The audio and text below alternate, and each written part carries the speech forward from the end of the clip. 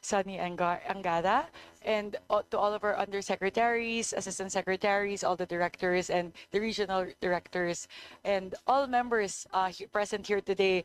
Full house po tayo, and this really just goes to show how important it is for us to really scrutinize and deliberate on the budget of the Department of Education. Good morning, everyone. Honorable members, distinguished colleagues, and esteemed guests, good morning. We are here today to consider the proposed budget of the Department of Education for fiscal year 2026, the first budget cycle to be crafted and presented under the leadership of former Senator and now Secretary of Education Juan Edgardo Sonny Angara, who assumed office in July 2024, together with the senior officials and heads of its attached agencies. The President has recommended an allocation of 1.224 trillion pesos for basic and higher education, equivalent to 4% of the country's GDP, aligning with UNESCO's recommended spending level. Of this amount, 928.52 billion pesos is allocated to the Department of Education and its attached agencies. This 928.52 billion pesos is the highest ever budget for the Department of Education in history. This proposed budget represents a vital opportunity to address persistent challenges and advance long overdue reforms in the education sector by directing substantial resources to where they matter most: our teachers, our learners, and the learning environments that shape their future. It allocates 15.4 billion pesos for 65,184 new positions, 32,916 teaching, and 32,268 non-teaching positions.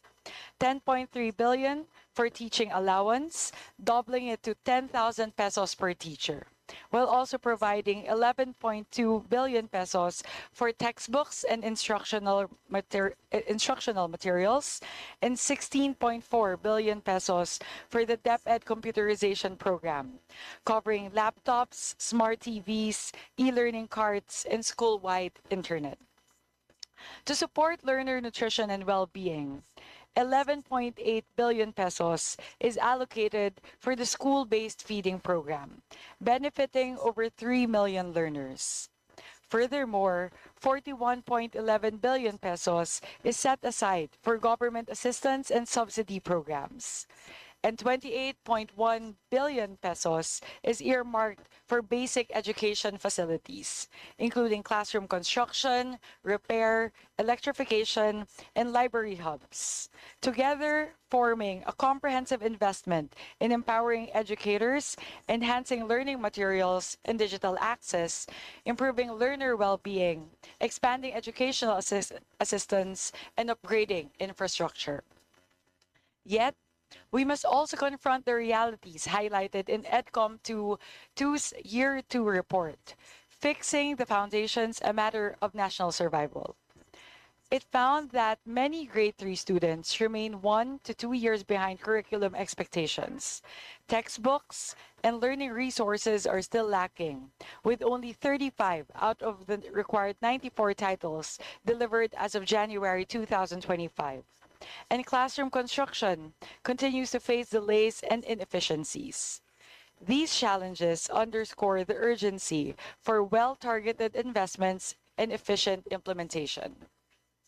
In closing, this committee looks forward to a clear and comprehensive presentation of the department's strategic direction for this proposed budget.